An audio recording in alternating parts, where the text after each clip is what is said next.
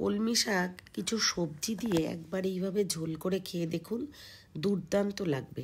নমস্কার বন্ধুরা, মিঠুর কুকিং চ্যানেলে আপনাদেরকে আবারও স্বাগত।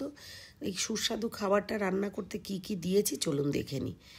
কলমি শাক নিয়ে ভালো করে ধুয়ে একটু বড় বড় করে কেটে নিয়েছি, আর নিয়েছি ঝিঙে, মিষ্টি আলু, শিম, কুমড়ো আর একটা টমেটো। তো এইগুলোকে ভালো করে কেটে ধুয়ে নিয়েছি। কড়াইটা গরম করে নিয়ে তাতে 2 চামচ মতো সর্ষের তেল গরম করে 1 মুঠো মতো একেবারে ভাঙাচুরো আমি দিয়েছি ঘরে বানানো বড়ি।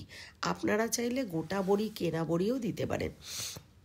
এইবার ওই তেলের মধ্যে বড়িটা ভাজা তুলে নিয়ে ওই তেলের মধ্যে ছোটো চামচের 1 চামচ 5 ফোড়ন, একটা শুকনো লঙ্কা আর দানা ছাড়িয়ে কেটে রাখা টমেটো দিয়ে ওর মধ্যে জাস্ট একটু লবণ দিয়ে ঢাকা দিয়ে রেখেছি 30 সেকেন্ড মতন। দেখুন টমেটোটা যখনই নরম হয়ে যাবে তখন ওই সবজিগুলো দিয়ে দিতে হবে তেলের উপরে।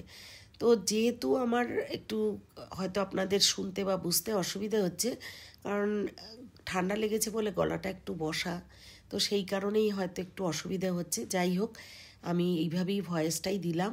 তো এবার সবজিগুলো দিয়ে আরেকটু নাড়াচাড়া করে এর মধ্যে একটা কাঁচা লঙ্কা দেবো।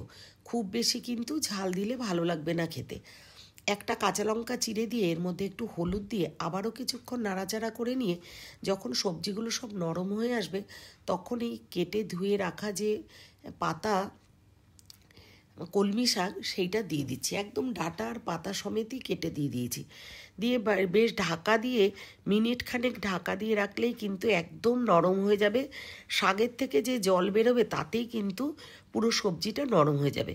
বেশ কিছুক্ষণ নাড়াচাড়া করে নিয়ে সমস্ত সবজি আর শাক একসঙ্গে মিশিয়ে নেওয়ার পর এর মধ্যে কিন্তু একটু মিষ্টি দিয়ে দিতে হবে। এই শাকটা কিন্তু একটু মিষ্টি মিষ্টি খায়।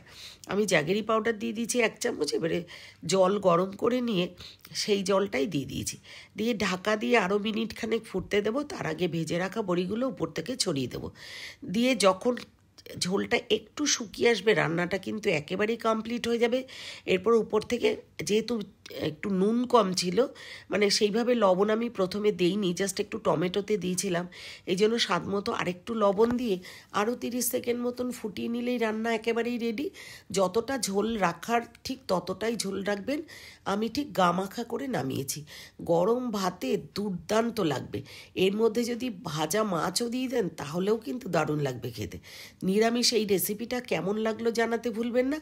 এখনও যারা সাবস্ক্রাইব করেননি অবশ্যই যদি ভালো লেগে থাকে সাবস্ক্রাইব করে আমার পাশে থাকবেন।